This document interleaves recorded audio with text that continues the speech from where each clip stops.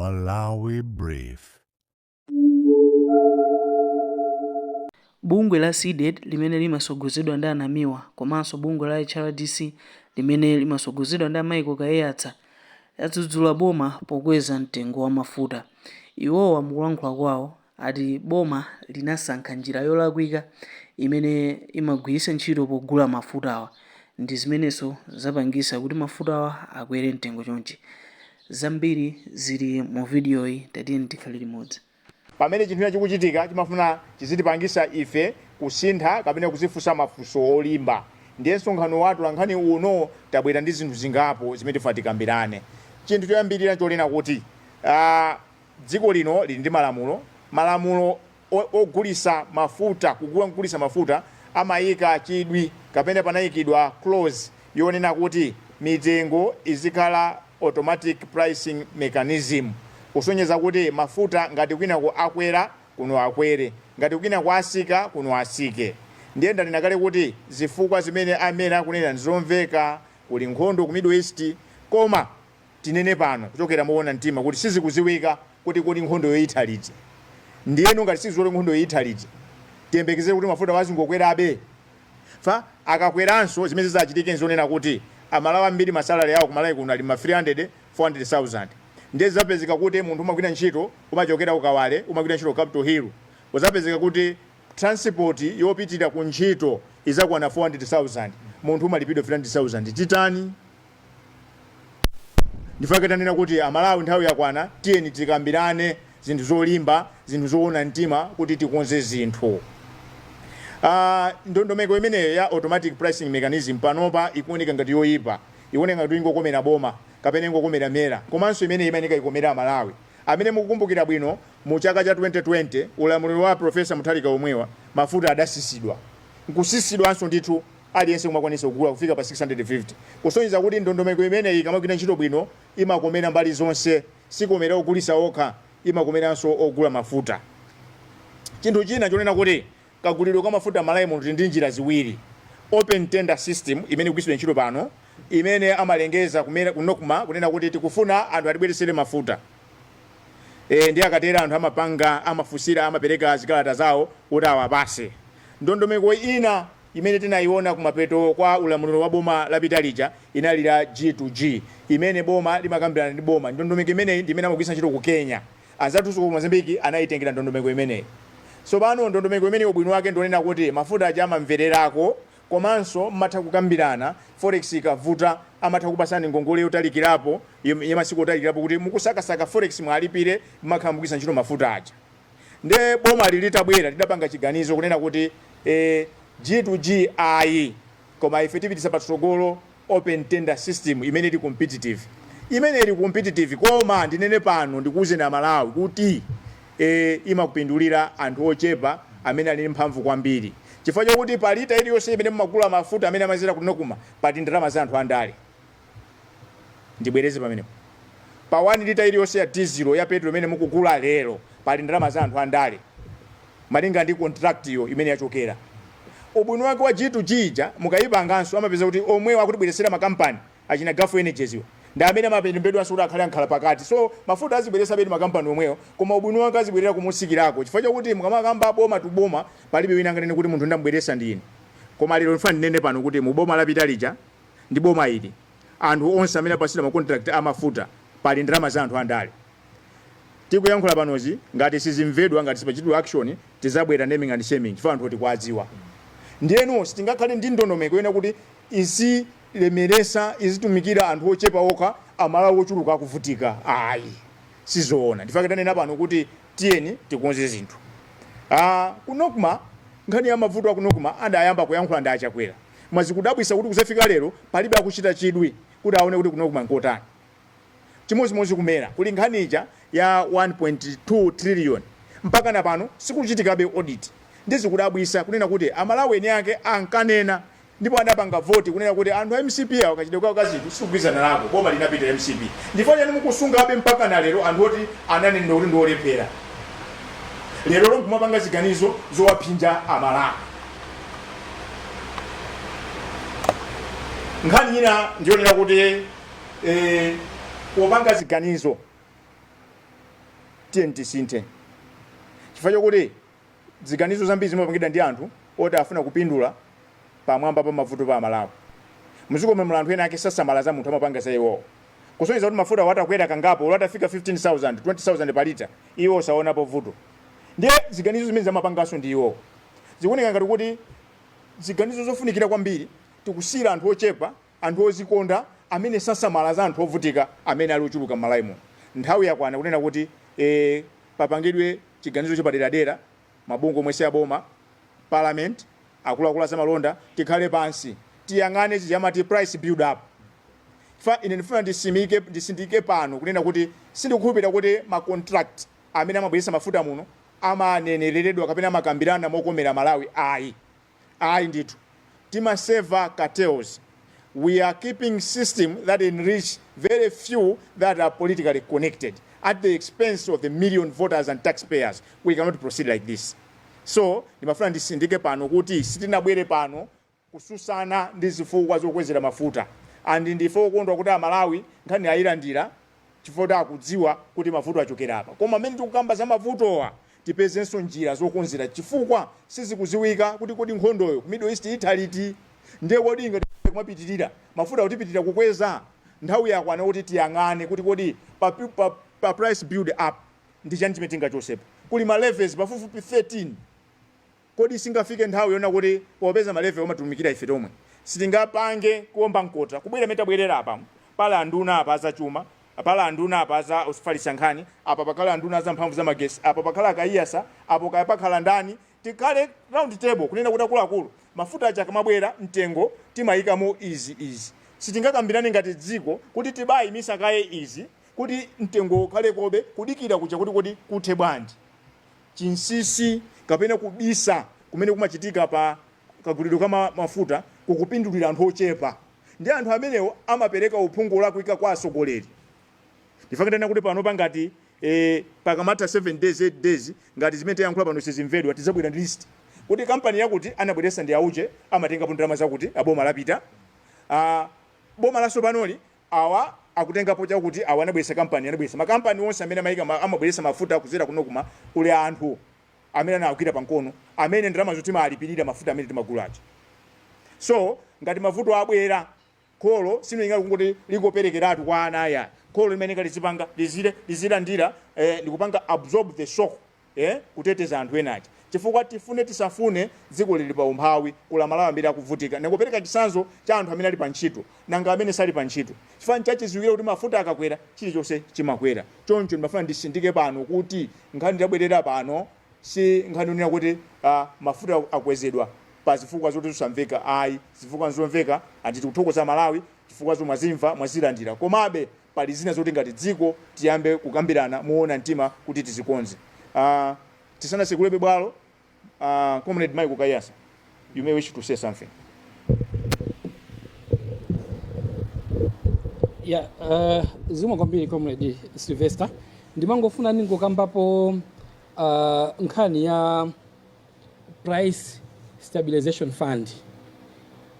Amalawi tena nditu tivetse kuti kodi fund imene ndi chani nanga imatithandiza bwanji nanga nchifukwa chani sinagwiritsidwe ntchito panopa pamene mafuta ati the global level akwera kwambiri choncho.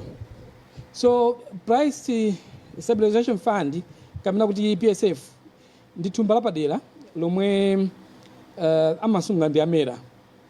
Cholinga cha thumba limeneli nkupereka cushion mafuta akakwera. Ndifotokoze apa kuti thumba limeneli ndalama zake zimachoka kwa ife ya Malawi. Nthawi zonse pamene tagula mafuta pa pampu pa lita iliyonse imene tagula mafuta pamakhala ka fee kapene kamapita ku thumba limeneli. Cholinga cha thumba limeneli mmene ndafotokozera nkuchita cushion a Malawi kuti pamene pabwera mafuta adzidzidzi ngati mene zakhaliramo kuti chifukwa cha nkhondo imene ichitika ku Iran mafuta akwera pa dziko lapansi. Thumba limene lili cholinga chake chimakhala chimenecho chokuti pamene zachitika zotelezi tipezeke ndithu kuti sitinafinyike kwambiri kapena kuti mitengo isakwere kwambiri kuti mpaka amalawi apezeke kuti avutika. Thumba limene ndofunika kwambiri chifukwa chonena kuti mukudziwa inu kuti ife sitimapanga mafuta, timadalira mafuta oyitanisa kunja. 100% ya mafuta amene timagwiritsa ntchito amachoka kunja, timachita oyitanitsa. Komanso ndilofunika kwambiri thumba limeneli chifukwa chakuti ife ngati dziko economy yathu ili very vulnerable kwambiri, chifukwa chonena kuti currency yathu sikhala stable nthawi zambiri chifukwa cha mavuto ngati currency depreciation, nkhani za forex. Timafika tikhale ndi kathumba kapadera kuti pamene ndalama ya luza value kwambiri tisavutika kwambiri nkhani ya mafuta. So ndi thumba lofunika kwambiri. Ntchito yake kamene cholinga chake mujana fokozera muja nkuti pakachitika zovuta ngati zimene zachitikiramu kuti mafuta akwera kwambiri pa international market kamene global market, mafuta asakwere kwambiri. Ndiye funso nkumanena kuti kodi thumba limene lili ndi chifukwa chani ulendo uno sitinatithandize? Nchifukwa chani mafuta akwera mtengo kwambiri chonchi? Andiye tili ndi thumba limene linatithandiza mwina kuchita cushion amalawi kuti mitengo isakwere kwambiri mene zakhaliramo. Inde tikumvetsa, tikumva kuti mbuyo mu thumba lokha ngati it was depleted linatheratu, koma we know kuti mu January boma linakwezanso mafuta ndi 41%, which means kuti between January chaka chino kufikira na March uno amalawi akhala kugula mafuta pa mitengo yokwera. Zimene zikutanthauzaso kuti amera akhala kuchita collect, akhala kutolera ndithu ndalama zimenezi levy imeneyi. Zimene zikutanthauzaso kuti thumba limeneli silingakhale kuti lili empty iyayi. Ndefunso kumati kodi chachitika ndi chani? Kodi kapena tinene kuti ndalama zimene zili mthumba limeneli mwina zinakagwira ntchito zina? Amera atifotokozere momveka bwino. Chimene tudandola nacho ife nchona kuti pakuoneka ngati palibe transparency, palibe kuchita zoyera, kuchita zinthu poyera pa nkhani ngati imeneyi. Amalawi aziwe kodi chuchitika ndi chani kuthumba limeneli. Ngati linatha kuti mulibe ndalama amenemo atifotokozere kuti kodi ndalama zimene takhala kusonkha January kufika pano zapita kuti.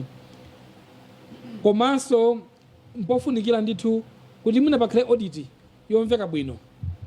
Ayichita audit thumba limene lili mama kakuyang'ana kuti kodi muzaka za mbuyomu ka 2 ka 3 years period imeneyi kodi ndalama zimene thumba limene linagwiritsidwa bwanji ntchito, ngati panali mavuto kodi ndi mavuto otani, nanga mera ili ndi plani yotani yokuti thumba limeneli libwerere mchimake.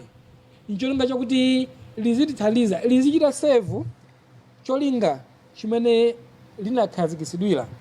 Chifukwa ngati sili kutero ndiye kuti likhala thumba loti mwina amalawi saona phindu lake kwenikweni yayi. Anthu amene amagula mafuta saona phindu lake kwenikweni yayi. Chifukwa cholinga chake nchochita cushion amalawi mavuto ngati amenewa akatigwera. Ndimangofuna ningofotokozerapo pa nkhani ya PSF zikomo.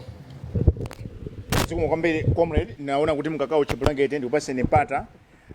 Sindikufuna kuonjeza gagandiwa msonkhano ndo watu lankhani ndikuziwa kuti muli mafunso koma comrade imene amakambaza audit ndakumbukira chinthu chimodzi. Wina kama ndifunsa kunena kuti tonse timamvana, timavomerezana kunena kuti mu nthawi ya boma lapita munali katangale uchitisa manyazi. Ndiye boma ilira sopano la DPP lakhala pafupifupi miyezi 6. Koma ndifo chani kusafika lero sanapangepo forensic audit ku department iliyonse. Tithandizani funso limene. Munthu anandifunsa kuti timadziwa kunena kuti nthambi zosiyana sana kwasakazidwa ndalama. Koma ndifo chani kusafika lero almost 6 months mu boma la sopano la DPP kulibe kwina kuli konse kumene tamva kuti kuli forensic audit. Ndiye mafuna ndikuwuzeni kuti forensic audit ndikalondolondo amene amalondoleza pakakuti ndalama zimagwiritsidwa ntchito mophwanya malamulo. Ndiye zimene zimakazigwiritsa ntchito ku court. Kunali zipwirikiti kusalima shuga forensic audit kulibe. Comrade wangomaliza umene ukamba zipwirikiti za kumera forensic audit kulibe. Nkhani ya kuno ku mandate makamba siku ndi siku press briefing siku ndi siku forensic audit kulibe. Kaya kuna kuli konse umene munganene kulibe forensic audit. Is it a sheer coincidence or there's something which we are not told as a country? Is zikupangisa kuti ma law enforcing agency azisowa poyambira ndibwereze. We refuse to accept that this is a sheer coincidence. Someone owes us an explanation. Especially when you zero in many apangira ya mali sotero kuti mukayamba kusatiza ndalamazo zikumapezeka ndalama zichi. No, why is no one interested? Ndakambawo supposed to baza kwa Jenko. Why are we not interested to follow the public money? Ndifanya jani boma tinagwirizana nditu kuti MCP imaba ndalama better thieving masana zuwa linde. Kwa ndifanya jani nthambi ngati Escom Jenko konseko mpaka na pano kusauchitika audit. What is happening? Zikumukambiri. Nditanena kuti unisungana watu wankani. The floor is open. As per the tradition, I see a hand there. Tiambire pamenepo. Tikatero tiptere tipita uko.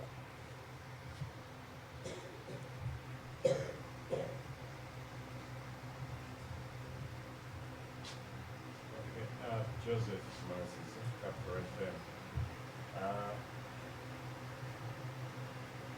Nena zinthu zingapo zimene zikufunika zichitike koma simunayike nthawi time frame imene mukuona kuti zinthu zichitike achitepo kanthu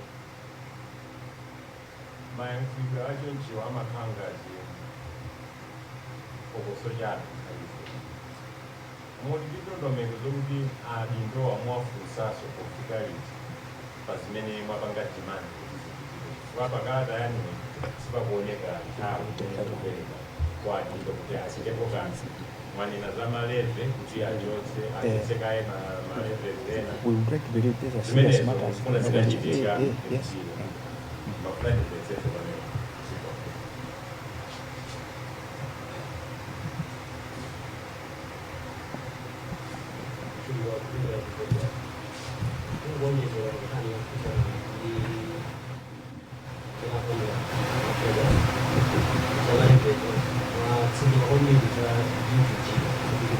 How soon do you think Boma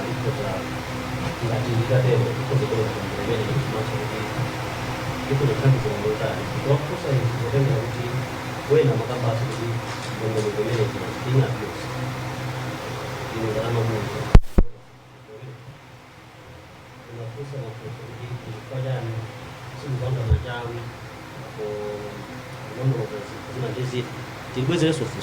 going kuti mukuchitapo chani kuonetsetsa kuti zinthu zimene sizikulondoletsedwazo zikhale mchimake nkhani yokhudzana ndi price stabilization fund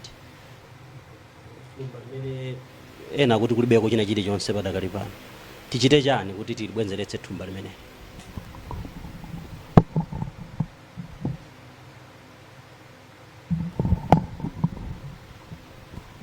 I'm Caro from Namiwa Television. I wanted to know your stand on fuel price policy hike or G or automatic pricing. I don't know ngati Vega or ndibwelezenso. Okay, I wanted to know your stand. Are you on fuel price policy hike or G or automatically pricing? Tamva chemwali chikuyankhani zikumwambiri talandira mafunso atatu kuchokera ku Capital Radio Zodiac komanso Mibawa comrade yambani. Okay, Joseph motere issue hii ndi issue imene ikukhudza Malawi is an urgent issue chizungu chake tikatero ndi issue imene kufika mayankho lero ndi lero because ndi issue imene ndithu ikukhudza umoyo wa Malawi wa tsiku ndi tsiku muja tinafotokozera muja kuti mafuta akakwera amakhudza wina aliyense amakhudza mbali zonse za umoyo transport zakudya magroceries amakhala kuti akwera pamafunika ndithu action tidakakonda kuti a president achite issue ma directive mwachangu mene achitira anzathu ku Zambia se atadikire kuti anthu ayambe kuyankhula kenakono atenge action. Mafuta atakwera automatically, okay, not automatically, koma immediately tinaona ma policy decisions akutengedwa, kuchosa malevi, kuchosa ma taxes ena ndena, kuimitsa ma taxes ena ndena for Zambia for 3 months, Namibia. We also expected the same. Koma now to answer the question, if we are monitoring this for this week, tikati kuchita monitor for the next 7 days kuti boma lipanga zotani. If there's no any action, no any policy decision, we will address you at Lankani, accordingly. Kati zaka press briefing, kati zalimba statement.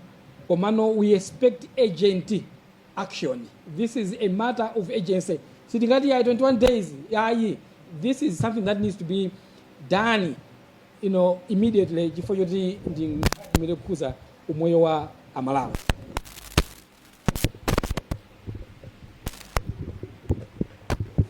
Comrade mwayankhawo kuli mozi ndi kuti technically asala awiri ndiyesere. There's no empirical evidence whatsoever that G2G was abused. In fact, it was at its infancy. It's unfortunate kuti mbuyo muja zimene timanamizidwa timangonamizidwa kuti G2G is not G2G. Evidence is there for you to see. Komano tikayang'ana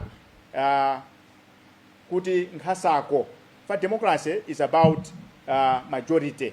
Tikayang'ana kuipa kumeta kuona kwa open tender system ndi G2G. Pazimene taona ife tikuona kuti bola ko G2G. Chifukwa open tender ndina kuti contract ili yonse imene masanyidwa imakhala ndi wina amene omugwira pankono. Abwera akayesa ndigwira pankono, ndi akayesa pali zawo, abwera madaliso, abwera achingwalo pamene pacha. Ndanena kale kuti mmene anena komodi ikamata 7 days ngati sipakhala movement apa. Tizabwera pano kunena kuti company yako titiyamba ndi Gulf Energies. Gulf Energies imene alipereka mafuta aja anabwera kutangacha. Mafuta amene aja amatipasa pa 180 per metric ton. Pamene ku Kenya amapasa mafuta aja $80. Maona pamene po G2G. Maona kusiyana mweneko. Ndi olo G2G tapangidwa kuti abuse kuma singafike because imachita kufika times. We can half our budget ya mafuta tikagwisa ntchito G2G. We can cut it to half.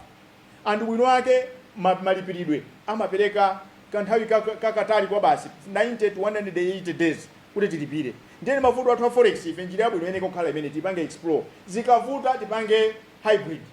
Tizilowa uku ndi uku. Mnthawi imene maninga ndi mavuto athu. Because pakutha zonse ndi kupanga safeguard and protect public interest. Koma iyi open tender ikutipweteka. Ndanena kale ndifuna ndibwereze sumene kuti makosa na mamulumuza na apitaja padakale pano patikagula mafuta pali ndalama zawo. Mamulumuza na abwera pano wanso umboni nditu ulipo ogwirika pali ndalama zawo. Ndiye tipitira kupereka ndalama mpaka na liti. Bolani mbuyo muja timapereka ndalama mafuta walipo sisimatiwawa. Koma lero mafuta amene amachokera kuli nkhondo kulibe. Ndiye inuyo mukanati mvira chisoni ndalama zanzo mukanacho sapo kale. Unfortunately anthu amene tikuwapasa anthu olemera kale. Most of the people they need this money just for survival. Kodi umuntu uli kuti? Ndifaka nena kuti apena pake statement anena kuti zimene zikuchitika apa morale sungazikire kumbuyo munthu woti ndi umuntu sungayikire kumbuyo zinthu zimene zizi. So democracy is about majority. Koma nkhani yofunikira kwambiri nkhani ya mafuta timayisiya minority that are selfish kumapanga pa decision. Open up. This is the time to open up because we cannot begin to talk anything without fuel. This is the engine that drives the economy. This is why every country, I mean, Mugabite, in the company now, Toto, France, Mugabite Mobile, America, Puma, British, you see. So, if you are Malawi, we tend to get chidwi, kumangani zama futa, what is it taking? This is Gambana Poeta. So, I want to challenge you, Mr. Jungwaro. There is no empirical evidence. Only Guti, Boma Lagalija, the Manami Ziran, really, the G2G, Nadisanayam. And the unfortunate Minezo, media from Maziremba, they reach us without questioning them. Another emergency procurement, Sinal G2G. So, and the next which would put a Malawi at bed is Mapanga, they create bottlenecks. They create an emergency. Yeah?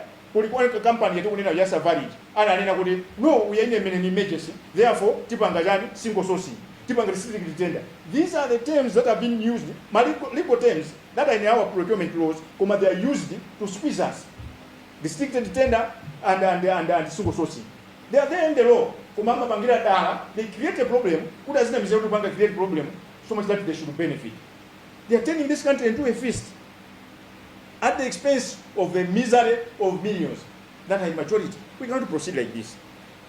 Fusuna kumibawa mufuna stand yatu tani natu kali kuti zimena kunena amera zoti mafuta akwere mtengo nzomveka kuli nkhondo tani na bano sitina kani komodi tasina nene zimenezi tani natu zimenezi koma ngati nina kuti kukwera kwa mafuta uku nkhondo imeneyi yatikumbusa kuti ngati dziko kuti tikambirane democracy mphamvu zimakhala kwa anthu ndifike pa 16 tinakavota ndi anthu awo amene tinapasa mphamvuwa simabwana ya they are supposed to save us.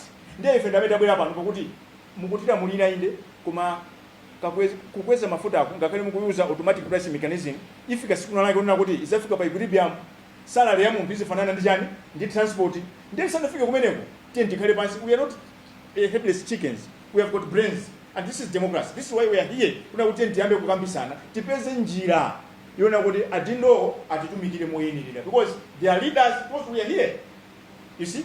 And most of the issues malevies amapita kuti kumbala boma matax amapita kuti kumbala boma amapita atitumikire ife now zikatina tizibwera maliro akachitika pamuzi and they bury their differences mwauza na chimene kulilongwe mwauza chimene kuchiringa mwauza chimene kucheni timakhala pansi zatigwera kodi nkhani ya coffin tipange bwanji nkhani yakuti tipange bwanji agwera apa ndi maliro akuchoka nkhondo ku Middle East ndiyeno pasapezeke ena kuti angosenza okha maliro wawo kakamira nthawi nonotani tikambirane kubisako ndimene kuyesa mafunso kuti kodi price stabilization fund yapita kuti nkhani nono kuti kuli ndalama zina za marepo tikusonkhabe kodi padakali panopa sitinganene kuti ndimene zavutiramo tiyeni marepi tiyike pa bench myezi 3 kuti mafuta aja atisikeko.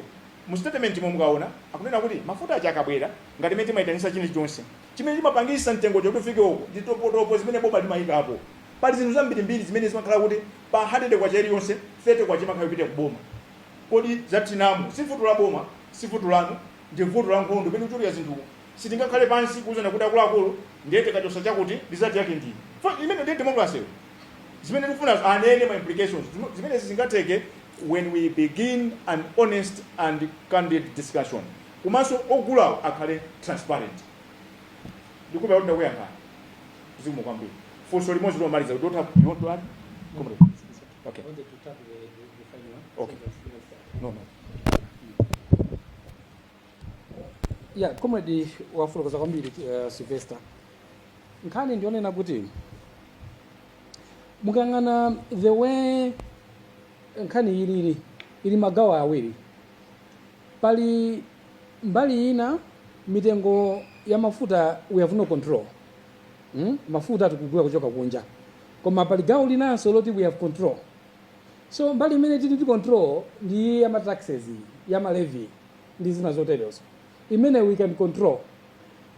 Muka mvera amene akufotokozera katswiri misonkho kama levies akuchita contribute almost between 30 to 40% ya mtengo wa mafuta.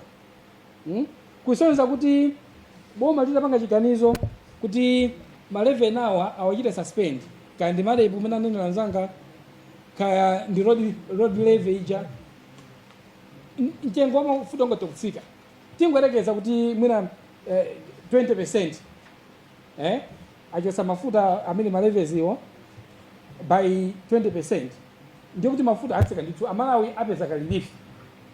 That's what we are saying. Ngani ya price stabilization fund titani kuti tichire replenish ndisanga funso limene lolo muna funso likale muna kuti kodi ndalama zimene mera yakhali kutolera tingoyerekeza for the last 3 months kwayamba ndizingati nanga zagwira ntchito yanji zapita kuti chifukwa amalawi akhala kugula mafuta akhala kupezeka between January and March sitinakhale ndi fuel crisis kwenikweni yayi mafuta mapezeka ma filling station which means kuti anthu amagula and which also means kuti ngati anthu amagula ndiye kuti kandalama kaja ka fuel levy amatolera ndithu amera so mera singanene apa kuti ali kube ndalama ngati tanena choncho ndi atiuze kuti ndi ndalama zimene amatolerazo zapita kuti kodi tinene kuti mwina zinapangidwa divert ku zinthu zina zimene sizokhuzana ndi cholinga cha fund imeneyi. So what we are saying is that there has to be a level of transparency. Amalawi auzidwe kuti kodi chenicheni ndi chiti zokhuzana ndi nkhani imeneyi ya price stabilization fund. The next thing then ndimene mwafunsa achingwala kuti pakhale plan yotani.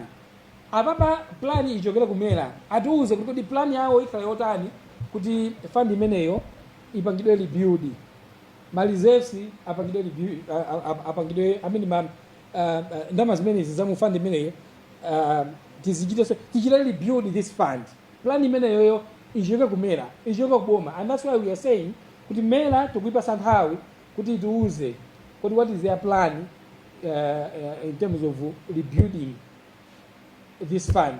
Pali nkhani ina mwina tinanena mungu duselapo sitina sindike bwino nkhani ya ma reserves.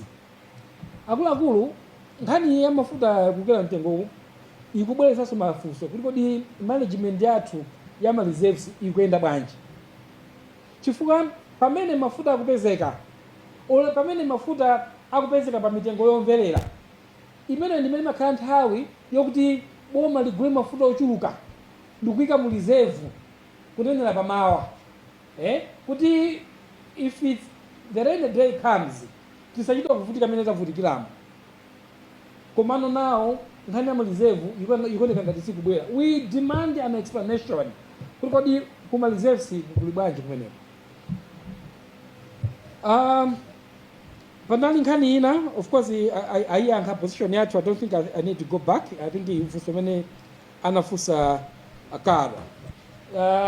Mwina mada mukatokhala zonjezera. So on this question or any other question? Ziwa kwambiri senior comrades. I think zambiri zakambidwa. Ndimangofuna kuonjezera pa nkhani ya ma reserves kuti HRDC lisided masiku awiri atatu apita mbuyomu inayesera kulembera NOCMA kalata kuti tikhale nawo pasi tidziwe kuti kodi iwo ngatiso amene amagwira ntchito kwambiri ya makabweresedwe kamafuta m'Malawi muno kuti kodi ku Malawi kunoko pakali panopa mafuta alipo ochuluka bwanji, chifukwa zaoneka kuti masiku ambuyowa supply ikuvuta madera ambiri pa last week kaya kufika wiki ino ma filling station ochepa amene akumakhautaya ndi mafuta. So we tried to engage NOCMA.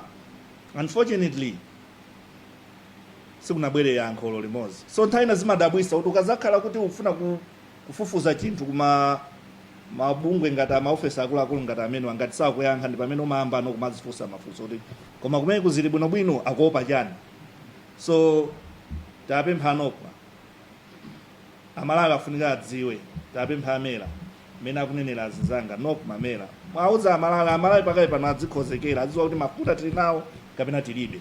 Ngati kulibe kuli njira zotani in place right now zimene zitapangise kuti tikhale ndi mafuta mdziko muno kusiyana noti bwereso pazana paja mene zinali ndi boma lina lija kuti anthu azigona pa filling station zimene zamalawi pakali pano sakufuna zomwe kwambiri.